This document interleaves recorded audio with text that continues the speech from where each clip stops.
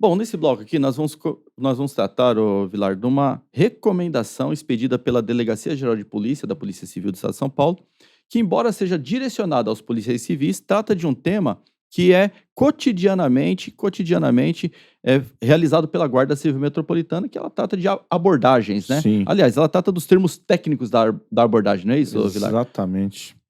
Então, é assim, primeiro eu quero destacar a coragem. Aham, Porque quando você tem a coragem de colocar determinados procedimentos lá no papel, você, caso esses procedimentos sofram alguma medida judicial, o agente não sofre, sim. porque está cumprindo o que está numa medida, numa determinação, vamos colocar Como assim. fosse um POP, né?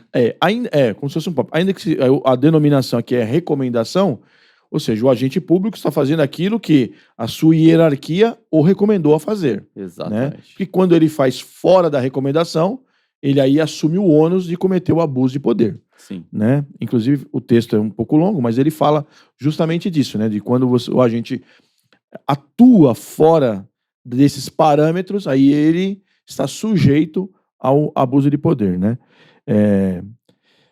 Tem uma coisa interessante aqui, ô Marcio, que ele trata de alguns tipos de abordagem, né?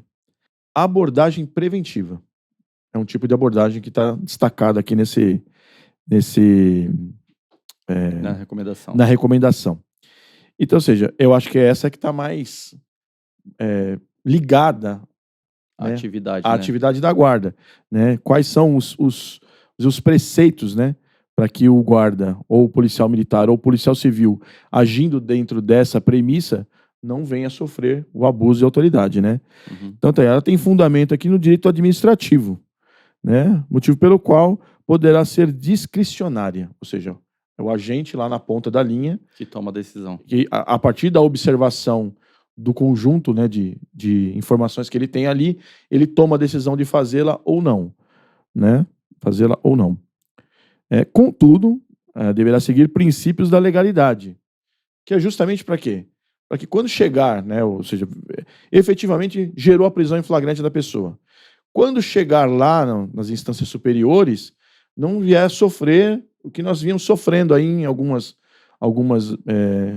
medidas lá da sexta turma, né, Do STJ. do STJ, né, que depois, né, uma pelo menos 100% garantida, o ministro Flávio Dino foi lá e, né, falou, não, é completamente legítima a atividade da guarda nesse quesito, né? Então, ou seja, o delegado-geral de polícia deu uma ferramenta aos policiais Sim. para se defender, né? Eu acho que é o mais importante aqui dessa medida aqui. Essa ferramenta, Marcio, são as definições que o delegado coloca nesse documento aqui, que os policiais usarão para narrar os fatos que eles encontraram lá nos atos de fundada suspeita que motivaram as abordagens. Sim. Né? Então, tem uma série de definições desse documento. Nós vamos colocar aqui no site, né? Nas nossas redes sociais aqui. Eu espero que a partir desse documento aqui, o comando da guarda possa editar algo parecido. Sim. Né? Porque assim, nós podemos usar esse. Né? Falar, olha, se lá tem uma definição, por que eu não vou usar? Mas o ideal é que a gente tenha o nosso POP, né? Sim. Que aí defina, né? Você tem ali os exemplos do que configurar daquilo que você observa lá no campo. Lá. Sim.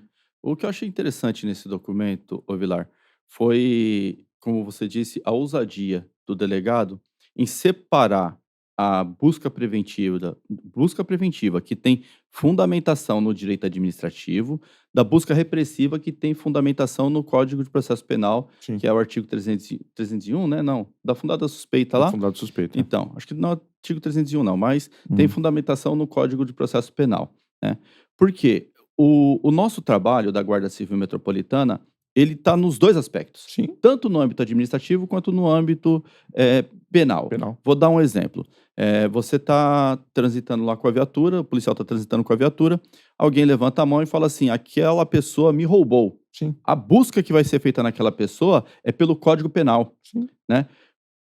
Contudo, a gente faz outro tipo de trabalho que é, por exemplo, a proteção ao agente público ou a fiscalização do espaço público, né? E nessa ação, a gente pode, de repente, que é uma ação administrativa, Sim. tem fundamento no direito administrativo, ter que abordar as pessoas, Sim. né? Cracolândia é um exemplo claro disso, Sim. né? Quando se faz lá a limpeza, a zeladoria na Cracolândia, as pessoas que estão lá em uso de drogas na Cracolândia se dispersam para um determinado ponto e quando eles voltam, eles passam por uma busca pessoal, que Exato. não está fundamentada no direito penal e sim no direito administrativo, Sim. né?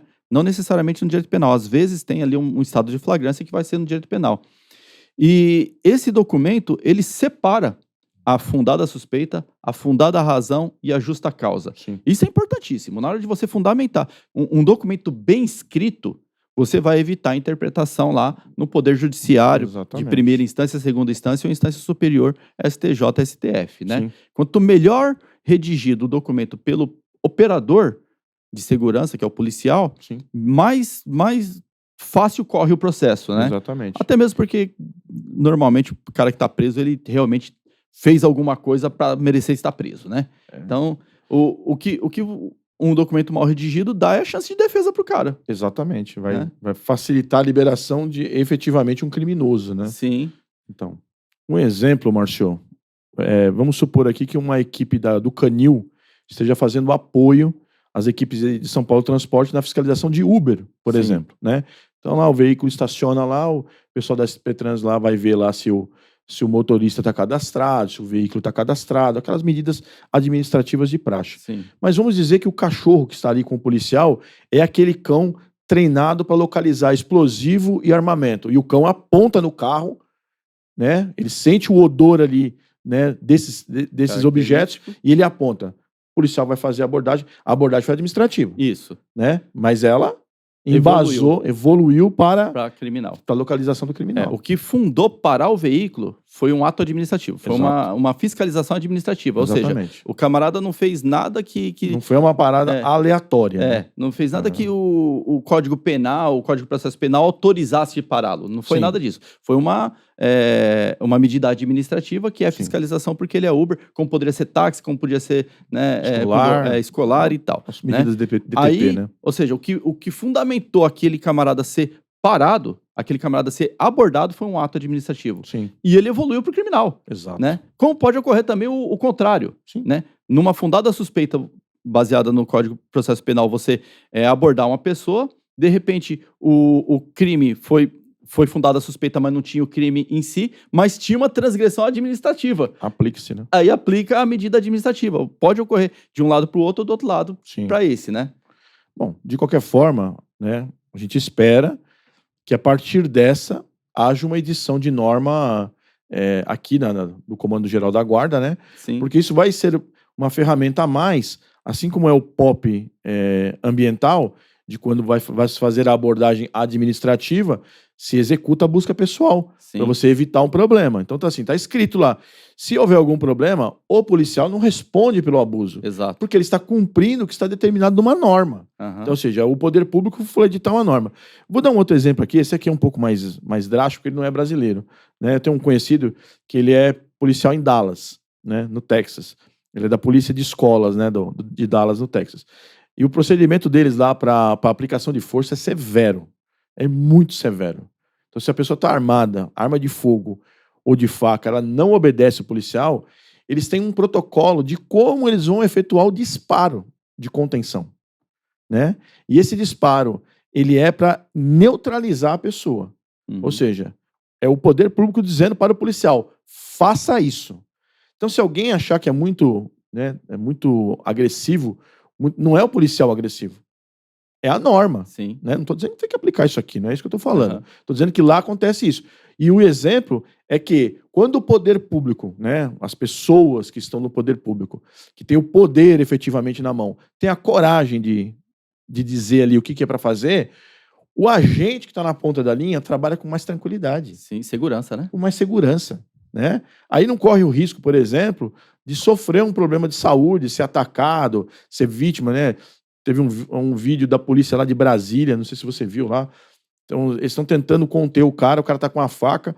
O cara, mesmo ser baleado 3 vezes, ainda conseguiu esfaquear o policial. O policial, eu vi isso aí. Né? Então, ou seja, se fosse no Texas, não tinha acontecido. Uhum. Né? Se fosse em Dallas, o policial estava íntegro. Aham. Porque existe um respaldo. O policial fala assim, eu vou fazer exatamente o que está aqui no papel.